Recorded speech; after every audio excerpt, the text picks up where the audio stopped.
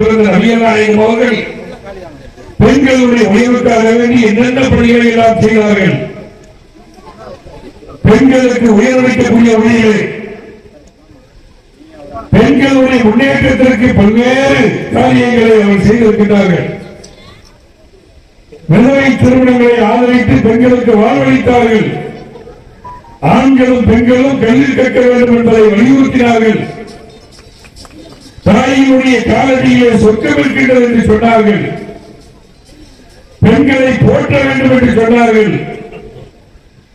அவர்கள் ஒரு முன்னுதாரணமான வாழ்க்கையை வாழ்ந்து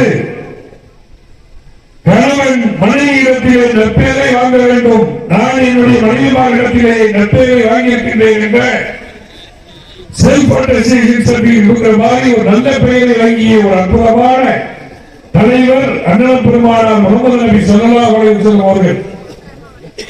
பெண்களுக்கு பெற்றோருடைய சொத்திலே உரிமை உண்டு என்ற சட்டத்தை கொண்டு வந்தவர்கள் அண்ணல் பெருமானார் முகமது நபி ஸல்லல்லாஹு அலைஹி வஸல்லம் அவர்கள் தான். சரியத் சட்டத்திலே பெண்களுக்கு பெற்றோருடைய சொத்திலே உரிமை உண்டு. தமிழ்நாட்டிலே திமுகவுடைய ஆட்சியிலே 1989ஆம் ஆண்டுதான் கலைஞர் அவர்கள் இந்து பெண்களுக்கும் பெற்றோருடைய சொத்திலே பங்குற்ற என்ற சட்டத்தை கொண்டு வந்தார். 1500 வருடங்களுக்கு முன்பாகவே பெண்களுக்காக வேண்டி மகப்பெரிய புதுமையான திட்டங்களையும் விழிப்புணர்வு மிக்க கருத்துக்களையும் சொன்னவர்கள் அண்ணல் பெருமானார் முகமது நபி ஸல்லல்லாஹு அலைஹி வஸல்லம் அவர்கள். நபிகள் நாயகத்துடைய வாழ்க்கை வரலாறை துருவி துருவி ஆராயக்கூடியவர்கள் எல்லாம் அவரை போன்ற ஒரு மனிதரை பார்க்க முடியாது.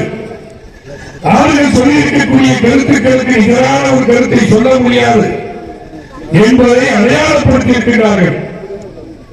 அண்ணல் பெருமானார் முகமது நபி ஸல்லல்லாஹு அலைஹி வஸல்லம் அவர்கள் ஆரம்ப காலத்திலும் சரி, இறுதி காலத்திலும் சரி, எல்லா நிலைகளிலும் உண்மையாளராக இருந்தார்கள். நேரிய வழியை அவர்களுடைய வழித்தவர்களை அமைத்துக் கொண்டார்கள். மனிதமான ஆட்சி அதிகாரத்திலே மன்னராக இருந்த காலத்திலும் பதவி துஷ்பிரயோகத்தை அவர்கள் செய்ததே கிடையாது. அவர்களுடைய இதய குழுந்தாக இருக்கக்கூடிய அன்னை பாத்திமா அவர்கள் ஒருமுறை நபிகள் நாயகத்திலே சென்று தகப்பனார் அவர்களுடைய கையை பாருங்கள், கையெல்லாம் புண்ணாகி விட்டது, வீட்டு வேலை செய்து செய்து இந்த நாட்டினுடைய மன்னராக இருக்கக்கூடிய நீங்கள் எனக்கு ஒரு பணியாளரை தாருங்கள் என்று சொல்ல பொழுது, நான் மன்னராக இருந்தாலும் என்னுடைய தனிப்பட்ட விருப்பத்திற்காக எதையும் நான் பெற மாட்டேன், பொறுமையாக இருந்து